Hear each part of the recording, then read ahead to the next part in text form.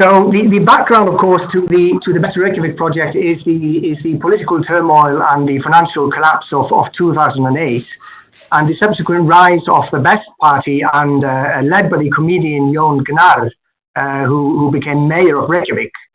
The background, of course, is political upheaval and a disillusionment with the political system, which was really held to account for the events. And this resulted in the pot and pan revolution, which was, most of you will probably be familiar with. So what is Better Reykjavik? It is a consultation platform between the city and its citizens. It is a social innovation. It is an exchange space for ideas and really bringing together, connecting the administration and governments and the citizens. People place ideas and priorities about subjects and issues regarding services and administrations. They observe the ideas of others, and they are able to comment and support and argue about the value of those ideas. They're also able to rank the ideas.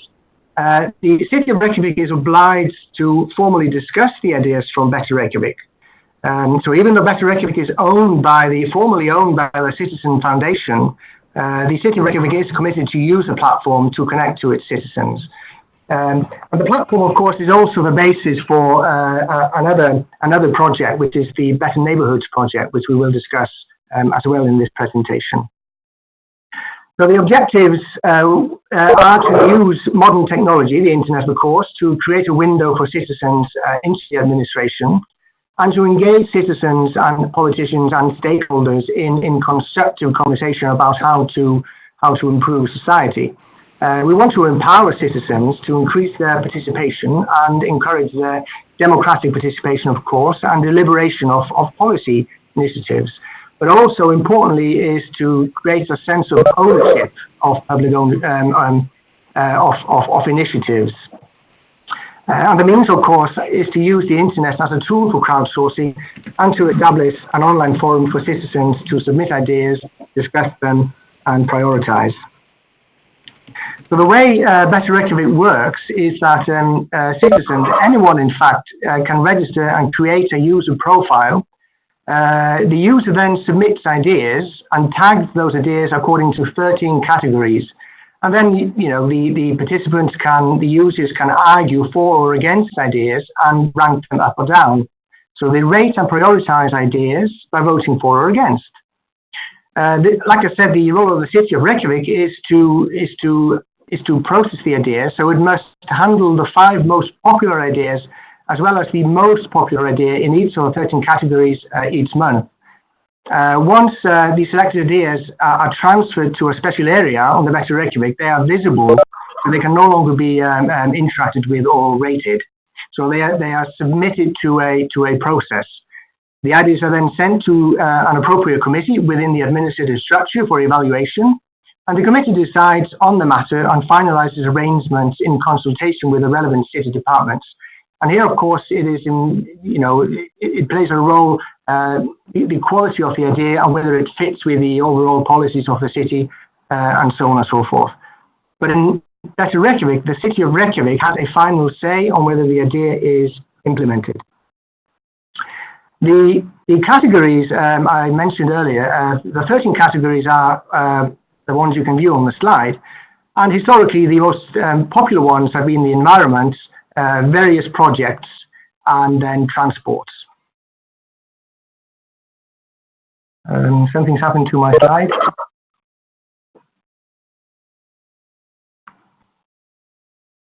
Right, yes. So here we have a recent screenshot from Better Reykjavik, and this is since March, and we already have more than 2,000, I think 2,646 projects or ideas which have been submitted. 7 have failed, 9 have been successful, and 14 are in process, and then 70%, just over 1,800 are still being discussed. So we do have here an example of one idea that has been submitted, and this is about skateboard parks. And this is just an example of how the users, participants, can write points for and like the idea, or they can write points against. The Better Neighbourhoods project is like I say, it runs on the same platform, but in this case there are fundamental differences because here citizens actually have and say on budgeting decisions. So the ultimate decision is with the citizen. They elect which projects go ahead, whereas in the Better Reykjavik, the city of Reykjavik elects which projects go ahead. So most of the projects are about minor sort of new construction and maintenance work. So in this case, the idea is when a user submits an idea, it doesn't fall automatically into a category. So it's more of a blue sky project where citizens really have a chance to be creative and innovative. And in 2016, the city of Reykjavik allocated 450 million Icelandic kroners, which is about I think 4 million euros. Divided that between the 10 districts of Reykjavik, and citizens eventually got to select from that budget combination of up to 20 proposals in each district. So it really is about submission, interaction, voting, and then the role of Reykjavik is shaping the idea and the execution of the idea.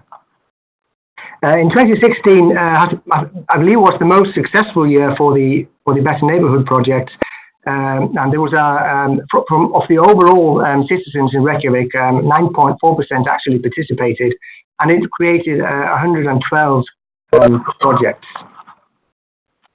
So it works very much in a similar way. So access through Better Reykjavik, and the users select districts, the district to which they want to submit their idea, and that does not depend on where they legally reside, which district they legally reside in. They submit their ideas, they argue for or against ideas, and a district committee evaluates and processes the ideas in consultation with the relevant city departments, and once the ideas have been processed, they are put forward to election. The city of Reykjavik allocates the funds to the districts, and the cost of the idea cannot exceed the funds which are allocated to that particular district.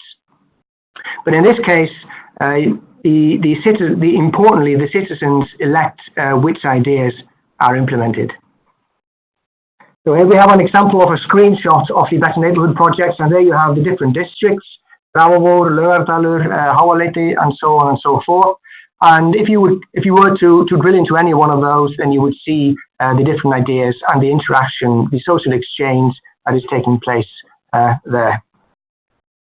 So here is a brief timeline of the project's process in 2016. So in May and June, preparation for gathering and submitting ideas. And then you can see how it goes to the team for the Environment and Planning Division, which assesses the ideas. The ideas are then explained, discussed and rated online and submitted to the district committees.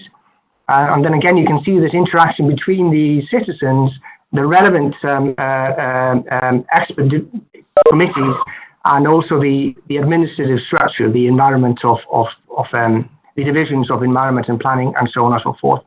Eventually, the ideas goes to e-voting, and then from that on, the selected ideas go towards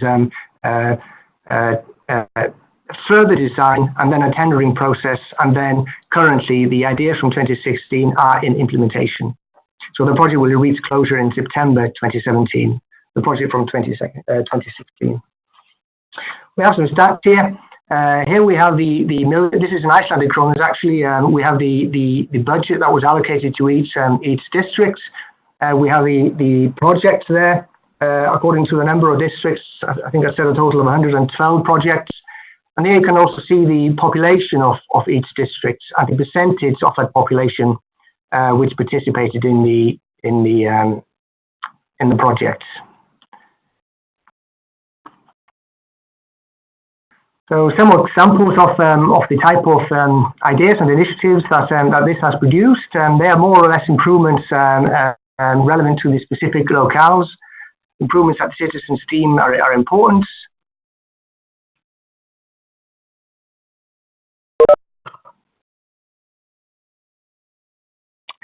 and a simple sort of process map of just to distinguish between the two. We have the better Reykjavik on the left side, this interaction between the citizens, the committees, departments, but the decision is ultimately Reykjavik's. But then on the right-hand side, you have a better neighborhood, the interaction between the technical team, the district committee, and the citizens, of course. Eventually, the ideas are processed to a point of execution by the technical team, and there it goes on. So I will now pass the baton to my colleague Robert, who will tell you a little bit about the collaboration between Reykjavik and the Citizens Foundation. Robert. Thank you, Magnús. A great overview of how this process is laid out and and what we've been doing.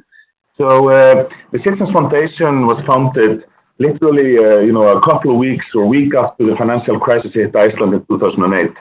So as you might know, all the big commercial banks went bankrupt over a period of a couple of weeks, and it was a big crisis of money. But it was an even bigger crisis of trust. Trust in the politicians, trust in the companies, and trust in institutions. So we formed the Citizens Foundation on the basis of how can we use the internet to connect citizens with government and have more influence, so to have citizens have more direct influence. But also ultimately by help building up trust between citizens and government, because by having a dialogue and a participatory process between the two, then that's been quite important. And so we started to develop open source software. So my background, I'm an internet entrepreneur. I started the first internet company in Iceland in '93 and the first internet company in Denmark in '95. And all of this was back in those days built on open source software. Literally, me and my friend, we started our internet company in Iceland in my friend's living room with one computer and a stack of diskettes for Slackware Linux, which is our sort of free open source operating system. But as you may see on this map, since then, we've been doing a lot of work, obviously, here in Iceland, and that Better Reykjavik is sort of our main project. But also especially because of the open source nature of the software, then it has been distributing quite widely, mostly in Europe, and we've done projects in England, with the National Health Service, in Scotland, with Scottish Council. We're working with the Norwegian Consumer Authority.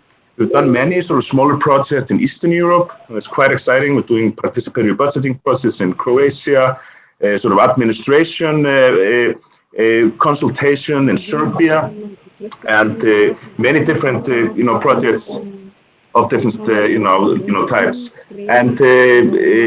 And basically the core of our sort of solution are effectively three open source tools.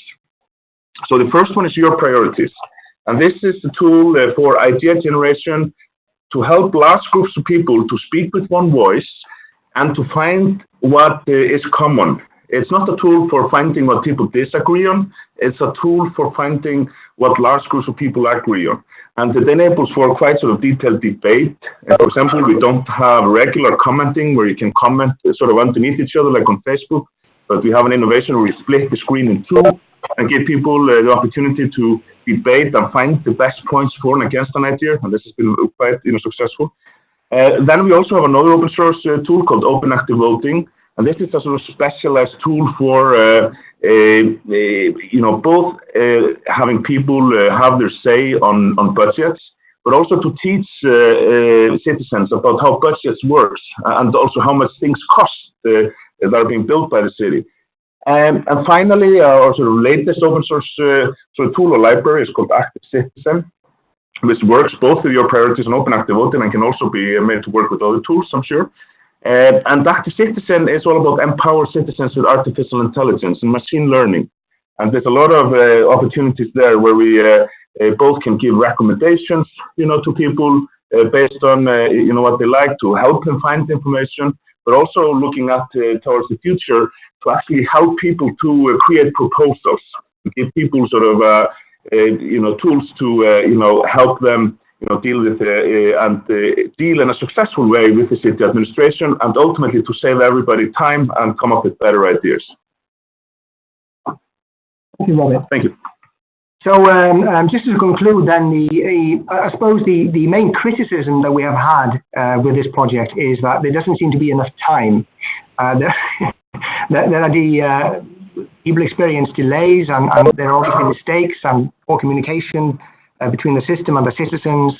Not everybody understands the rules or their role. Of course, the ideas are of all sorts, and it can be impossible to meet expectations. There is, or there has been some sense of disappointment in some instances. People feel really sort of a lack of ownership over their ideas. But also what Robert just mentioned here is that this project is really in its early phases, and there are significant administrative overheads. Robert mentioned the artificial intelligence and the possibility of using algorithms to do to carry some of the administration. But at this point in time, then we're not there yet. Lessons learned: certainly clearer objectives, guidelines, and rules. More time for project planning and development, more time for the development of ideas and proposals, and of course better communication and real collaboration between the city officials and the citizens. But of course the project is, it really is a work in progress, and it is important to realize and understand that the technology itself is not the solution, but how we apply it and how we use it.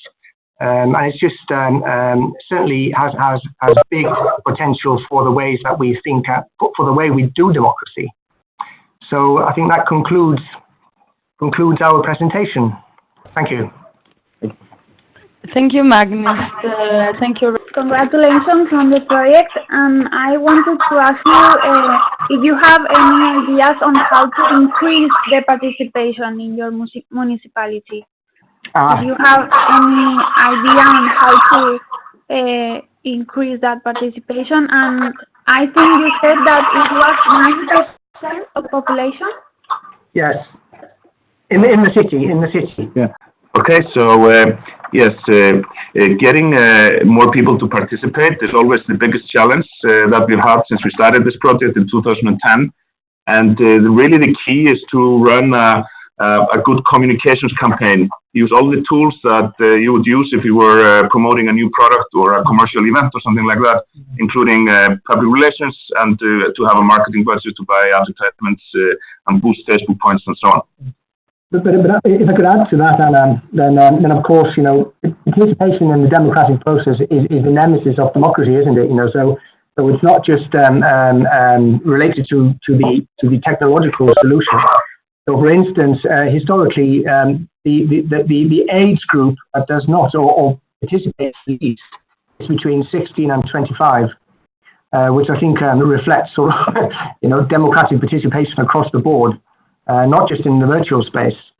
So, and I don't know how. I think it's a long haul to create an awareness of the importance of participating in our democracies, and that applies to whether you're in a virtual space or whether you're in a physical space.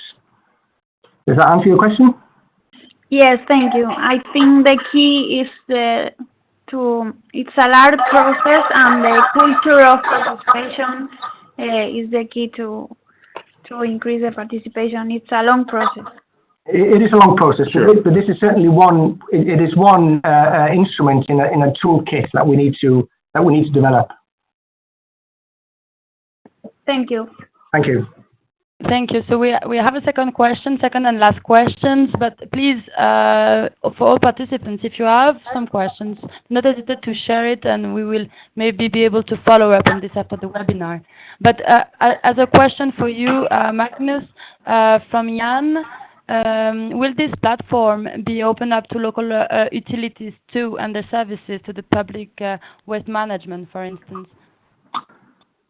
Oh, well, actually, it's already, we have a lot of transport. I mean, transport is one of the biggest, ideal categories that we have over the years, and so the bus, the bus company, which is a sort of jointly owned, company by the different municipalities around Reykjavik.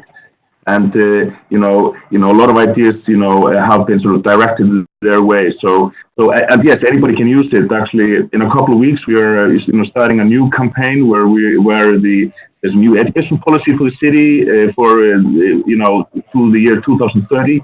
And that's being worked on, and Better Reykjavik will be used to collect the input from the public. So it can be used in any aspect of it. It's not only participatory budgeting, but anything that the city wants to reach out to citizens to get ideas, you can use this sort of platform. Yes, and of course with Better Reykjavik, there are always interfaces with the whether it's utilities or other services. So they always cross at some point. Does that answer your question, Jan? Jan is following up a bit. I mean, we are really short, but I think it's his response to you. It's either do you believe that partnering with new providers will help to improve your engagement to the public, or because you have made a choice. I mean, you have made a choice with collaborating with an NGO rather than an enterprise. So yes, I think I could answer. I mean, this project is still in development, and any decision as to its application will be based on the value to the citizen. That's the end. That's always the question that guides the development of the project. So if it will benefit the citizen, and will be reasonable, then anything is really open. Yes. Okay, thank you a lot. Thank you very much to both of you for your presentations. There have been some additional questions, but they will be answered, I think, in the following up of this webinar. We are now going to listen to Lucia from Milan, who will present the Milan Civic crowdfunding pilot project. The floor is yours, Lucia. Hello, thank you. I think I shared my screen. Can you see it? Yes, perfect. Okay, thank you. Thank you for this occasion to share this project that we are developing in Milan. It's a project developed by my department, which is urban economy and labor. It's a department that deals with many interesting aspects nowadays for cities, such as smart cities, social innovation, and circular economy, impact finance, and innovation in general 360 degrees. Milan in Italy is the first municipality that promoted a crowdfunding platform specifically targeted to projects with a social impact. So this was really a pilot for us. We were the first one to test it, and our idea was to combine a series of objectives that I will explain. The idea raised and was developed by two different departments, mine that I already mentioned, and the department in charge for social policies. There is also a strategic framework in which this pilot project can be framed. So the municipality of Milan developed the Milano Smart City guidelines 3 years ago, another strategy for combining the two dimensions of innovation and inclusion, and also the welfare plan for the city of Milan approved in 2012. So we first approved some internal guidelines about the initiatives and then organized it in different steps. Our objectives were many and different. We wanted to experiment innovative way in order to finance projects of public interest. Crowdfunding was not very used by public administration, absolutely not, but not even by the majority of our stakeholders. So we wanted to encourage the culture and the knowledge of this instrument. We want, through this instrument, we wanted to encourage the pooling of public and private resources, and we also wanted to suggest this instrument as another means for access to credit. Last but not least, for us to promote civic crowdfunding from the point of view of the public administration was also a mean to give resources, because we associated the measure with some grants. To give these grants, to give these resources through a bottom-up process. Normally, the administration creates some commission that evaluates the best project and then attributes some grants.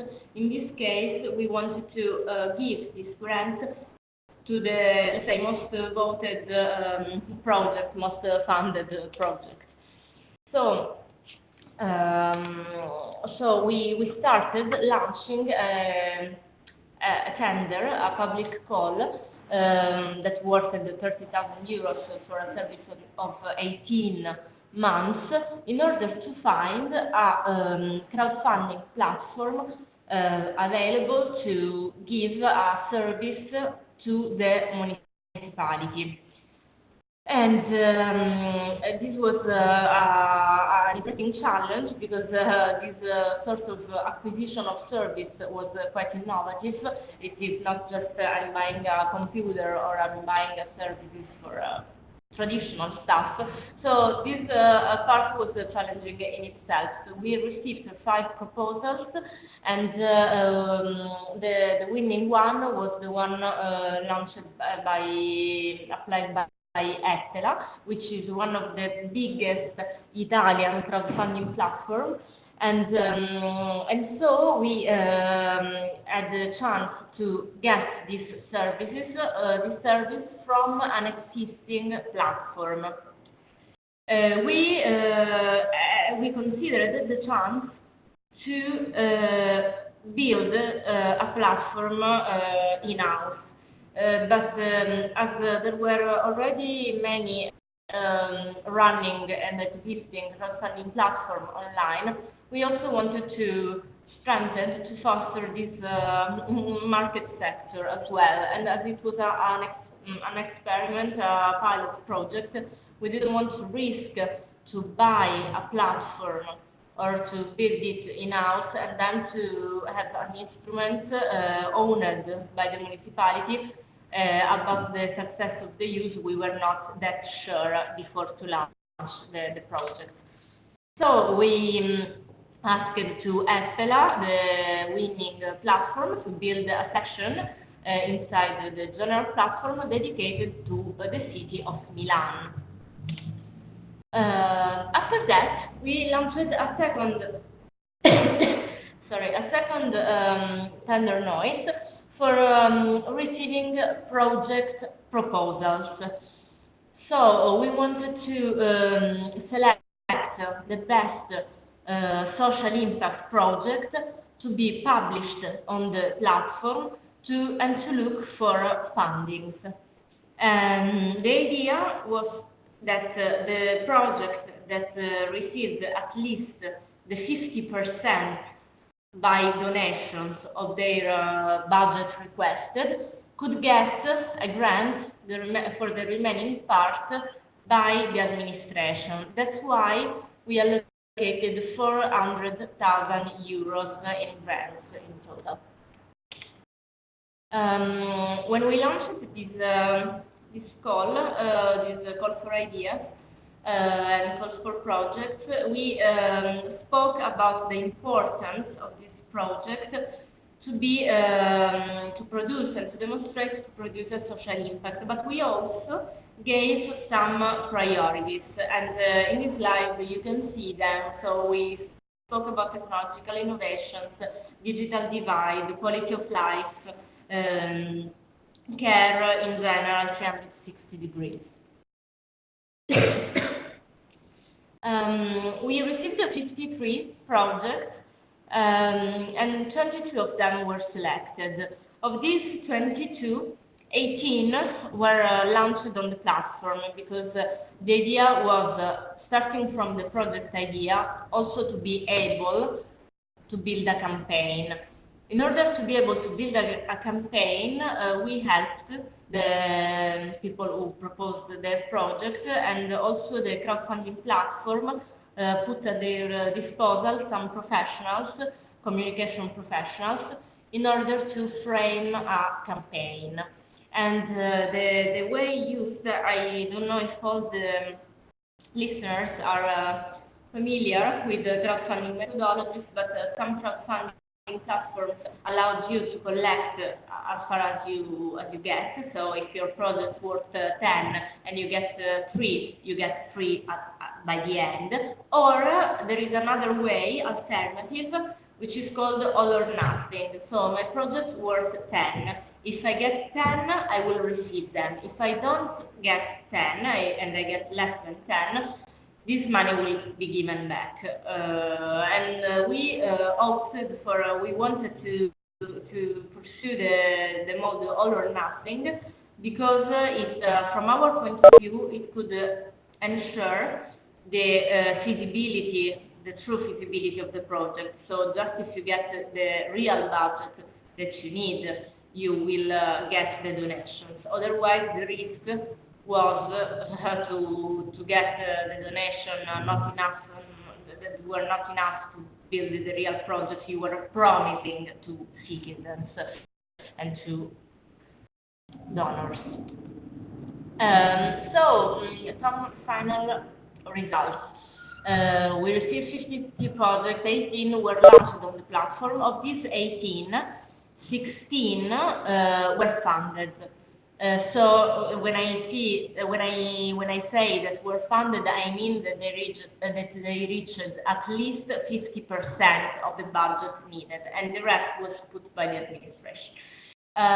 So the projects funded were more than 98%, while the platform and also general research tells us that the index of success of projects on the platform is usually smaller, about 60%. So overall, we can say that the campaign were successful. You can see that by the end of the campaigns, 333,000 euros were raised through crowdfunding, and the municipality contributed for 323,000.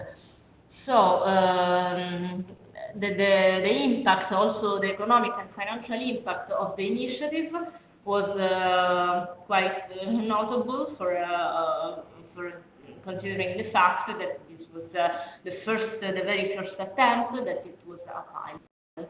And so here you can see some of the just some few examples of the projects that were funded. So, for example, we have a project that wanted to set up a public space of aggregation, another project, Galab, for building a Fab Lab, a makerspace in the suburbs. Sicurezza d'Argento is a planning of a service for the safety of elderly people in their own apartments using the Internet of Things. And so on. In total, the potential investment of the territory of this project was more than 650,000 euros. The project that collected the largest amount of donation collected 50,000 euros, and the single highest donation was of 6,000 euros. Thanks to this initiative, we involved more than $1,300. So another positive result from our point of view is that we really were able to involve a lot of people. So this is mainly the idea of the project. I have to say that as far as Reykjavik project, this is a project that really talks about involvement, citizen engagement, consultation. So this was the leitmotiv for us. I have to say that it was not easy all the time. We faced many difficulties in the administrative procedure, especially for selecting the crowdfunding platform, because as I said, it was an acquisition of service very innovative for us. So building a a tender that was compliant with our rules in terms of contracts was challenging.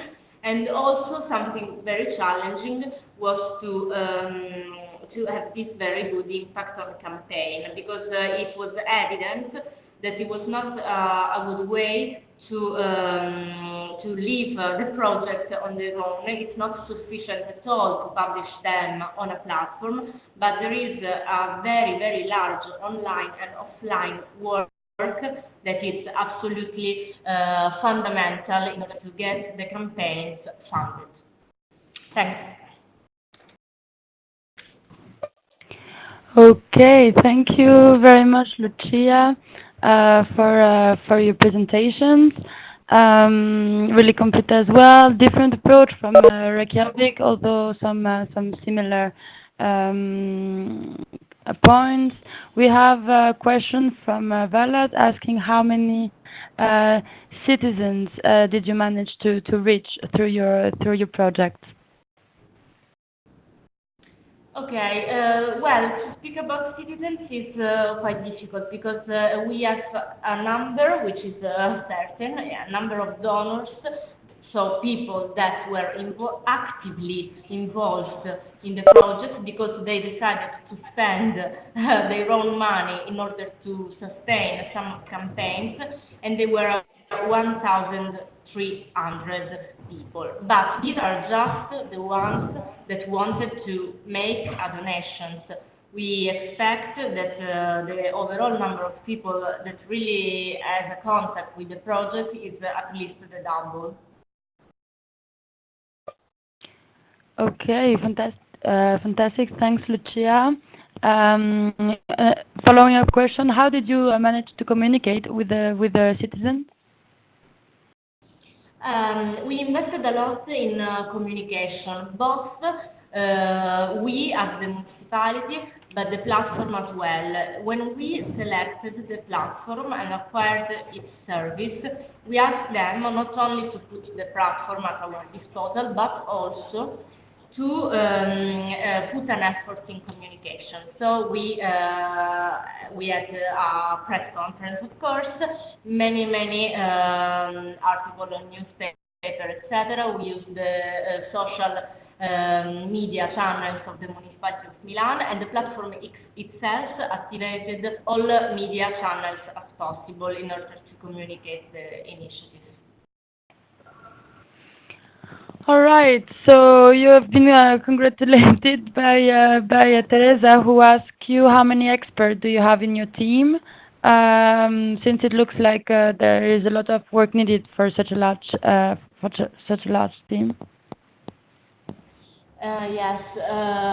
Well, the project itself, I have to say, was not run by a very large number of civil servants.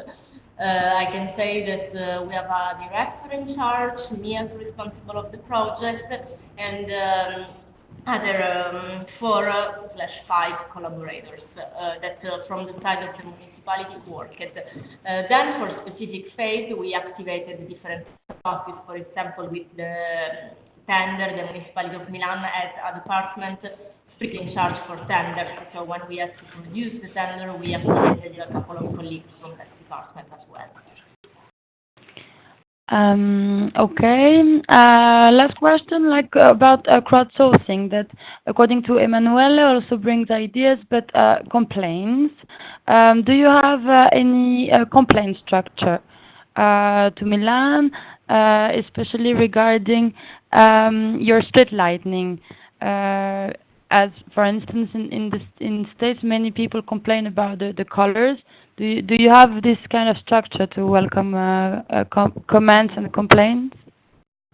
Yes, absolutely. I think that it's mandatory for each municipality to have a sort of complaint office. It's called Ufficio Relazioni col Pubblico. I say it in Italian, as I believe Emanuele speaks Italian. But yes, of course, we have a structure dedicated to this function. It's a structure that receives all the complaints and destinated to the different direction and departments according to the competencies. For this project in particular, I have to say we didn't receive many complaints. I can say almost none. Of course, we received some complaints by the platform that were excluded because Ettela, the platform that we chose, is a very well-established platform in Italy.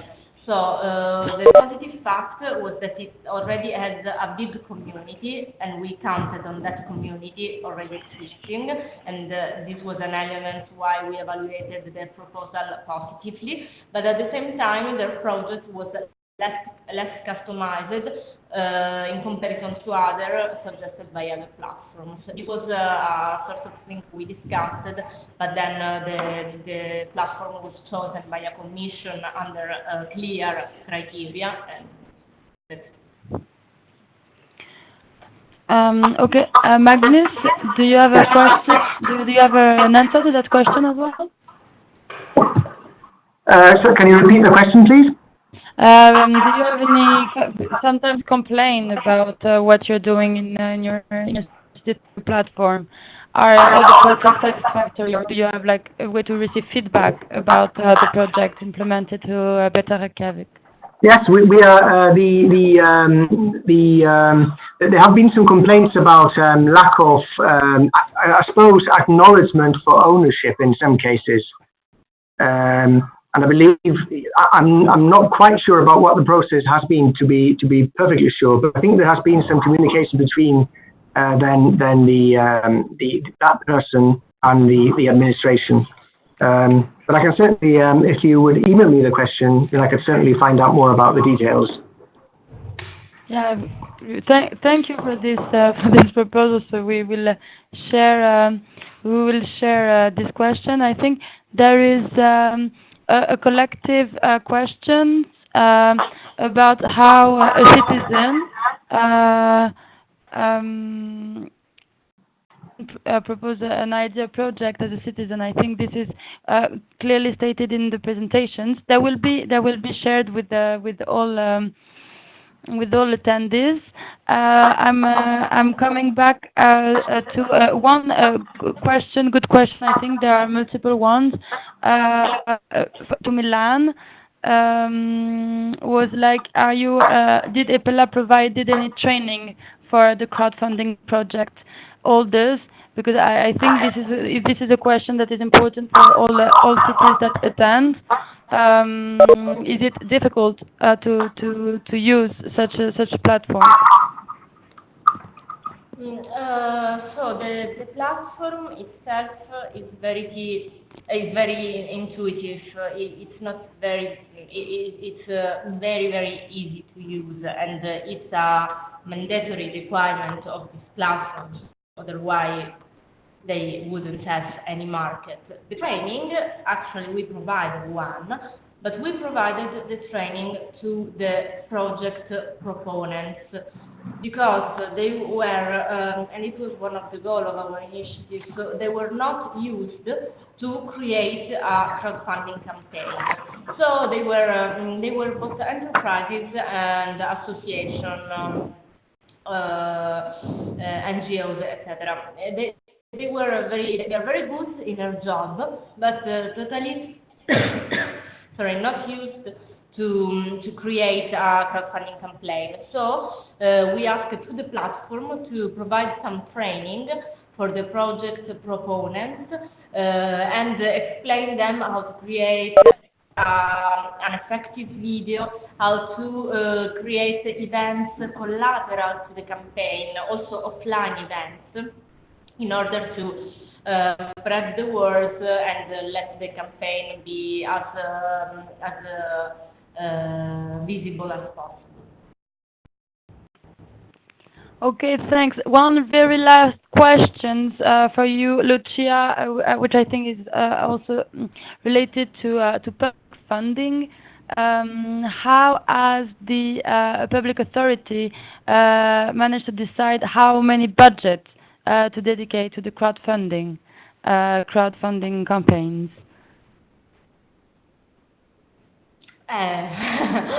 That's a very good question. Okay, so we used two budgets. The first budget was 30,000 euros for buying the services provided by the platform, and this budget was defined thanks to a benchmarking. We tried to compare different platforms that maybe provide something similar for private actors. And so we tried to understand how much services like this could cost. We also had informal chats with experts and tried to understand which was the correct amount of money to destinate to this. And instead, for the second budget, the one dedicated to contribute for projects, this was decided according to the availability of the administration in that precise moment. We had a total amount dedicated to support social innovation, and we decided in proportion to dedicate a certain amount that specifically was 400,000 euros, and this was mainly a political evaluation about how much the administration wanted to invest on this. Okay, well, thank you, Lucia, thank you, Magnus, thank you, Robert, for your participation, for your clear explanations, and for your really innovative approach to include citizens in the local decision making.